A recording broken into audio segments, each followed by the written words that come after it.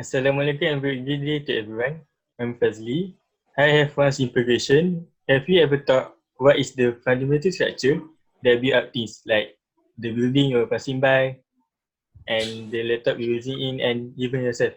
What is the fundamental structure that build up things to be a complex things? Okay, Hi everyone, I'm Kavi. and today I will explain some questions and then we'll talk about the hydrogen energy levels and the hydrogen spectrum. My name is Siti Hajar, and today I'm going to talk about quantum theory of energy level, atomic spectra, and X-ray. This is Fazli, and I'm going to explain to you about the atomic structure. But before we move on to the slide, back to my question earlier, what is the fundamental structure that build up things like the building you're passing by, or the laptop using, or even outside? What is the fundamental structure that build up things? The answer to the question is an atom. What is an atom? An atom, the word atom, comes from the atomos, a Greek word. The Greeks propose that if you split an object, like an apple, you would probably end up a particle that you cannot split anymore, and that is atomos. What is the meaning of atomos? The meaning of atomos is unsplittable. I give you another simple analogy. Like this Lego. This Lego consists of 8,000 bricks, and you can imagine this is a complex structure. The basic structure of this Lego is this bricks, and this bricks is an example of an atom. It built up a complex thing.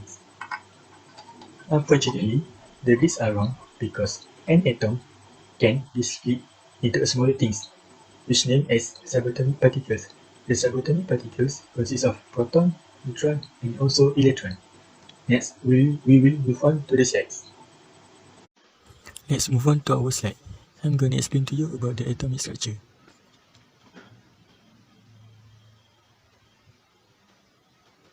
There's two models of atomic structure, which is the J.J. Thomson's model and the Ernest Rutherford atomic model. J.J. Thomson states that a model of the atom has a volume of positive charge. Secondly, he states that electrons embedded throughout the volume, much like the seeds in a watermelon. As you can see, you can imagine the electrons as the seed in a watermelon. Next, we move on to the Ernest Rutherford atomic model. It states that positive charge are concentrated in the center of the atom called nucleus. And he also states that electrons orbit the nucleus like planet orbits the sun. As you can see, neutron and proton forms nucleus, while electrons orbit the nucleus like planet orbit the sun. That's all for the first explanation about the atomic model. Next, we will watch a video for further explanation.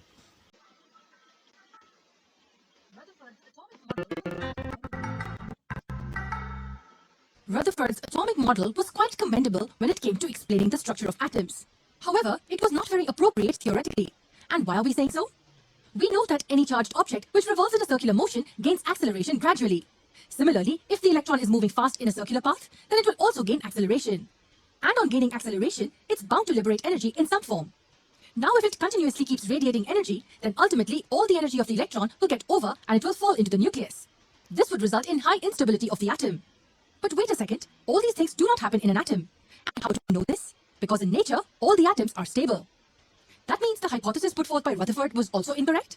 Not really. The hypothesis just needed slight modifications. These were made by the next legendary scientist in our list called Niels Bohr. He made a few additional explanations to describe the atomic structure. The postulates put forward by Niels Bohr were as follows. Firstly, only certain special orbits called discrete orbits of electrons are allowed inside the atom. Secondly, while revolving in these discrete orbits, the electrons do not radiate energy. Now these points definitely tell us why an atom is so stable. But what exactly are these paths or orbits in which the electrons revolve around the nucleus? Let's understand with an example. Do you know how our solar system is? Yes, it appears somewhat like this. Now here, the sun is stationary at the center while the planets revolve around it. But have you noticed that the planets always revolve in fixed paths? We never find any planet jumping to a different path all of a sudden, right? They always encircle the sun in defined paths. In a similar way, we have the atomic structure. The nucleus acts like the sun located at the center, and the electrons are like planets which revolve in fixed, defined orbitals. These electron orbitals are referred to as shells or energy levels. Now the name energy levels gets us to an important concept. Niels Bohr suggested that the electrons revolving in these orbitals do not radiate energy. This is justified when we use the term energy levels, because it indicates that each shell has got a defined energy level. That means when the electrons revolve in these shells, they do not liberate any form of energy. And how do we name these shells to indicate their position? It's simple. Beginning from the one near the nucleus, we name them as the K shell, L shell, M shell, N shell, and so on. Yes, K, L, M, N, and so on. And what if we want to number them? In that case, we use the letter N in lowercase and write them as N equals 1, N equals 2, N equals 3, and so on, beginning from the one next to the nucleus. So we can name them alphabetically, or we can even number them. With all these theories and points known, do we now know the structure of a typical atom completely? The nucleus contains positive protons and the electrons revolving around in fixed orbitals. Is that how an atom is structured? Not really. We still have one more subatomic particle left. And what and where could it be? Let's find that out. It was around the year 1932 when a famous English physicist, Sir James Chadwick, found the third subatomic particle. He found that the particle had a mass almost equivalent to that of the proton. And what about its charge? Astonishingly, it had no charge. Yes, the particle was neutral. The particle was later named as neutron, denoted by the letter N. Thus, now we have the complete design of an atom. In the center lies the nucleus having positively charged protons and neutral neutrons, while the negatively charged electrons revolve in fixed orbitals around the nucleus. But how exactly are the electrons distributed in the respective orbitals? How was the video? Okay, let's move on to our slide. Next, we move on to the Bohr's theory of the hydrogen atom. Bohr's theory of hydrogen atom assumes the electron moves in a circular orbit around the proton under the influence of Coulomb force of attraction. Only certain orbits are stable, and these are the orbits in which the electron does not emit energy. The radii of the Bohr orbits are quantized and shows that the electron can only exist in certain allowed orbits, determined by integer n. When n equal to 1, the orbit has the smallest radius called the Bohr radius, equal to 0.0529 nanometer. Electron emission and radiation. Radiation is emitted by the atom when the electron jumps from an allowed orbit to another allowed orbit. Frequency in the radiation emitted in the jump is related to the change in the energy of the electron. In the Bohr model, a photon is emitted when the electron drops from a larger, higher energy orbit to a smaller, lower energy orbit. Frequency equation states that E initial minus E final equal to HF, where E initial is the energy of the initial state, E final is the energy of the final state, H is the Planck's constant. Meanwhile, F is the frequency of the radiation emitted in the jump.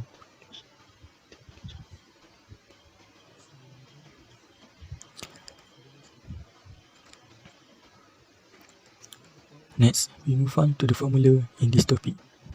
The first one is the centripetal force. The second one is the Balmer series equation.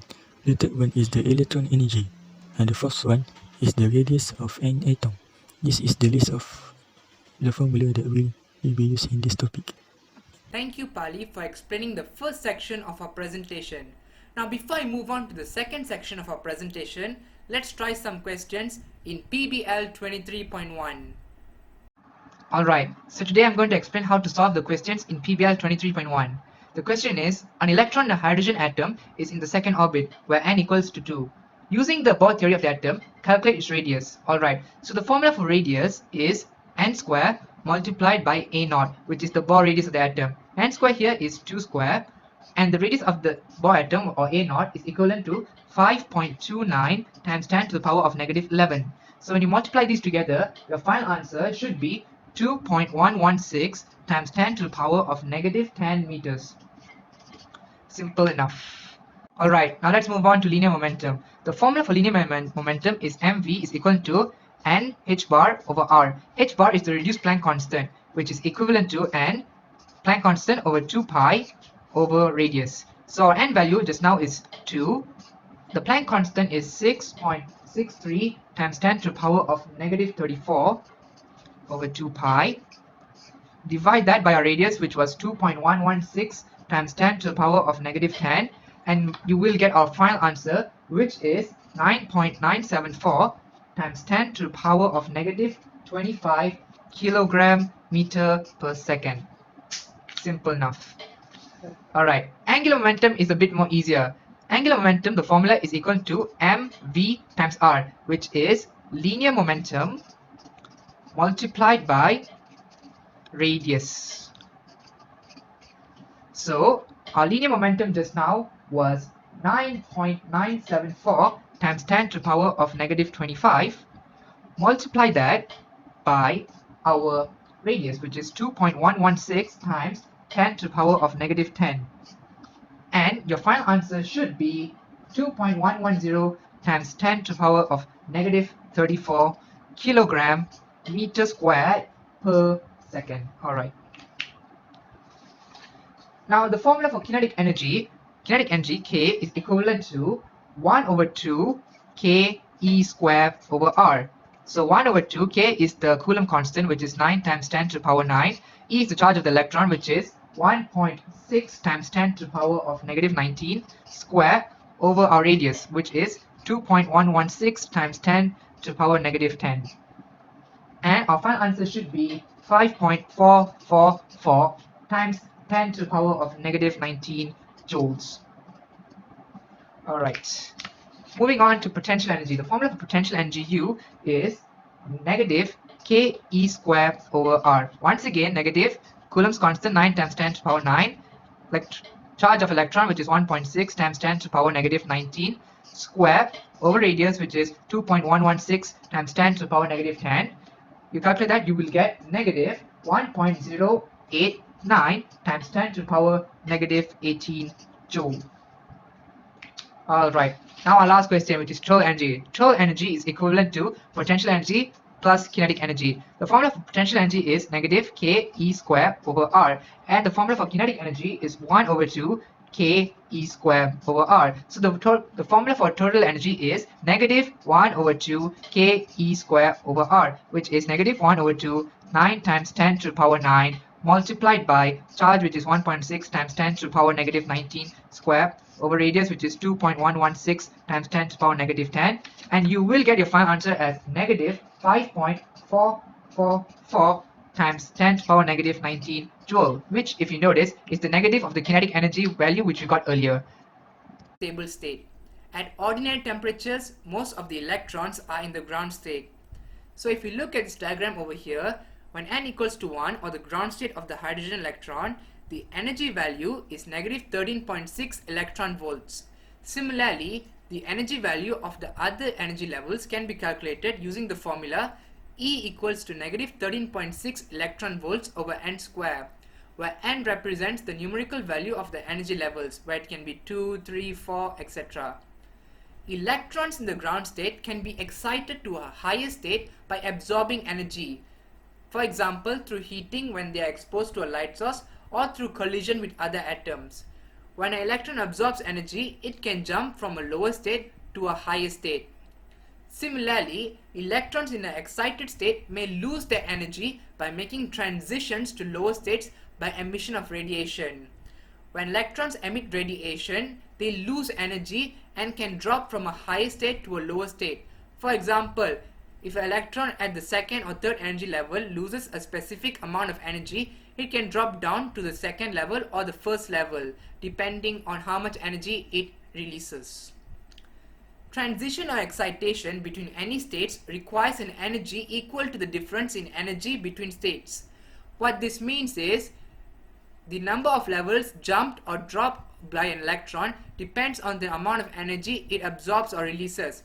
For example, if an electron is at the second energy level and it releases 10.2 electron volts, it will drop down all the way to the first energy level, which is the ground state. Similarly, an electron at the ground state, if it absorbs 10.2 electron volts, it can jump from the ground state all the way to the second energy level.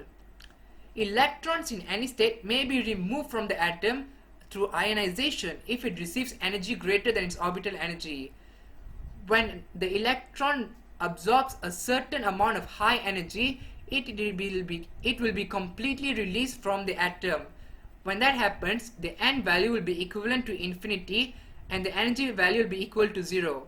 The significance of the 0 in energy is that the electron is free from the hydrogen nucleus. Another thing that we should note is, as we go higher and higher through more energy levels, the difference between the energy levels decreases. Note, from 13.6 and 3.4, it slowly decreases as we go up. Now that that's clear, let's move on to our next subtopic, which is the hydrogen spectrum. A heated gas such as hydrogen emits light characteristics of the gas.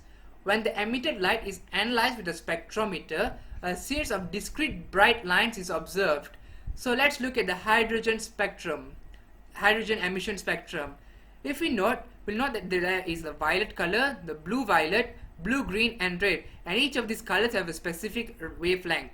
The violet color has a 410.1 nanometer wavelength, the blue-violet color has a 434 nanometer wavelength, the blue-green has a 486.1 nanometer, and the red has a 656.2 nanometer wavelength. So as we go towards the right, the wavelength increases. Each line has different wavelength and color, and this series of line is called the emission spectrum.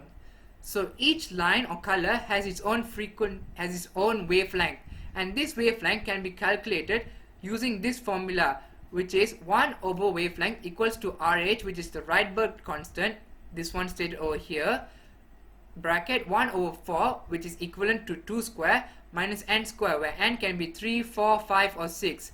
Using this formula, we can gain these wavelengths that we wish to calculate. That's all from me. I'll pass this session on to Haja. Okay guys, so now we move to another part, which is the quantum theory of energy level. The result of quantum theory have electron has set of 5 quantum numbers, which is principal quantum numbers, orbital quantum numbers, spin quantum numbers, orbital magnetic and spin magnetic quantum numbers. Orbit of electron that surround the nucleus is called energy level or N. So this is N1, N2 and N3. Inside the energy level is the sublevel or L. Inside the sublevel is the orbital. To understand this better, we use an analogy. Imagine that N is the house, and the first house only have a room which have only a queen size bed, and a bed can occupy 2% only, which are the electrons. Spin up and spin down. It cannot be spin up and spin up, or spin down and spin down. It must be spin up and spin down by following the Pauli exclusion principle. The arrangement of electrons in atom is called electrons configuration, which leads to the building of periodic table. Bohr's theory was based on hydrogen atom, which proton is equal to 1, and this theory can be extended to light atoms with single electron in the outermost orbit or hydrogen-like atoms. At ordinary low temperatures, most of the atoms in a sample are in the ground state, which means they are not in excited state. Only photons with energies equal to differences between energy level can be absorbed or emitted. For example, this is photon and this is electron. The outermost shell is 10 and the beside shell is 7. So the differences of energy level is 3 and the photon came in is 3. So that the equal value, the electron can absorb the photon and emit photon. So each atom has its own unique characteristic spectrum. For example, hydrogen has 1, 2, 3, 4 line of spectrum, which is the line of spectrum for each atom is fixed. So after this, when we meet the 4 line of spectrum like this pattern, that is hydrogen spectrum. The atomic spectrum helps us to understand the atomic structure. Last part of this chapter is the application. For example, we have here X-ray generator. Can you see the heat filament, the circle one? Electrons are emitted from heated filament and accelerated through a large voltage to the metal target. So, what happened there? When they strike the target, the ground state electrons, the yellow one, are kicked out from the orbit, and the higher orbital, the green one, Then jump to occupy the vacant space, and X-ray are emitted.